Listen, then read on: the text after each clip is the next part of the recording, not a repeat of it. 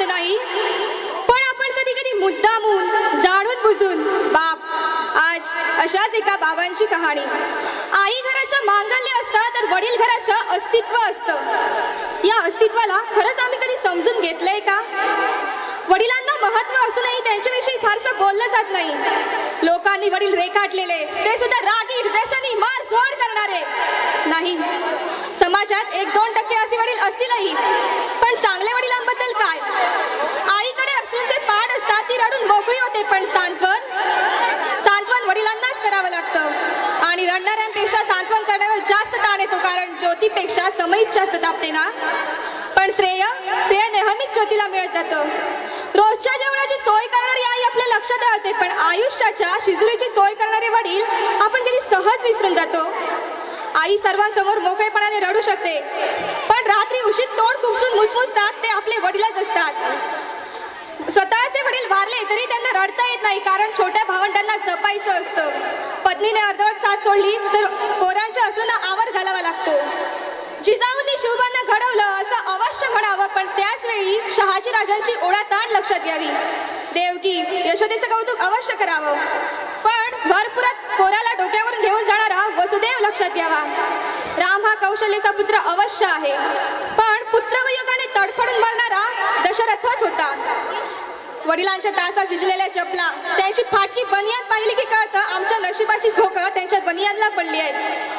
त्यांचा दाढी वाढलेला चेहरा त्यांची काटकसर दाखवतो. मुलाला लुंगी घेतील, मुलीला गाऊन घेतील, पण स्वतः मात्र जुनीच पॅन्ट वापरतील.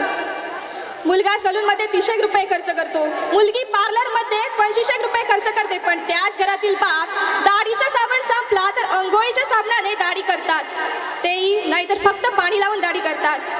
ते आजारी पडले तर दवाखान्यात जात नाहीत, ते आजाराला मुळीच घाबरत नाहीत, पण डॉक्टर एखादा महिना घरी आराम करायला लावेल याची त्यांना भीती वाटते, कारण मुलीचं लग्न, मुलाचं शिक्षण बाकी असतं. घरात उत्पन्नाचं साधन नसतं, ऐपत नसते, तरी मुलाला मेडिकल इंजिनिअरिंगला प्रवेश मिळवून दिला जातो. ओढाताण सहन करून दर महिन्याला पैसे पाठवले जातात. सर्वच नसली तरी काही मुलं अशी असतात, तारखेला पैसे मिळतात मित्रांना पार्ट्या देतात. ज्या वडिलांनी पैसे पाठवले त्या वडिलांची टिंगल करतात, एकमेकांच्या वडिलांच्या नावाने एकमेकांना हाका मारतात. ज्या घरात वडील आहेत त्या घराकडे कुणीही वाईट नसल्याने पाहू शकत नाही, कारण त्या घरातील कर्ता जिवंत असतो. तो जरीही काही करीत नसला तरी तो त्या पदावर असतो, घरच्यांची कर्म बघत असतो, सांभाळत असतो. आई असण्याला अथवा आई होण्याला वडिलांमुळेच अर्थ असतो.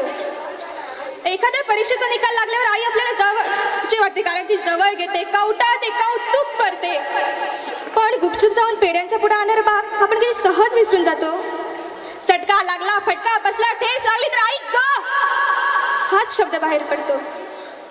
पण हायवेचा रस्ता ओलांडताना एखाद्या मोठ्या ट्रकने अचानक ब्रेक लावला तर बाप रे हाच शब्द बाहेर पडतो, कारण छोट्या संकटांना आई चालते हो, पण मोठमोठी वादळ पेलताना बाप्पाच आठवतो. काय पटतंय का? एखाद्या मंगल प्रसंगी अख्खं कुटुंब जातं, पण मैताच्या प्रसंगी बाप्पालाच जावं लागतं. मुलाच्या नोकरीसाठी साहेबांपुढे लाचार होणारा बाप, मुलीच्या स्थळासाठी उंबरठे शिजवणारा बाप, घरच्यांसाठी स्वतःच्या व्यथा दडपणारा बाप खरंच किती ग्रेट असतोय. वडिलांचं महत्व कुणाला कळतं? ज्या घरात लहानपणीच ज्याचे वडील वारले त्या घरातील मुलाला एका गोष्टीसाठी तरसावं लागतं.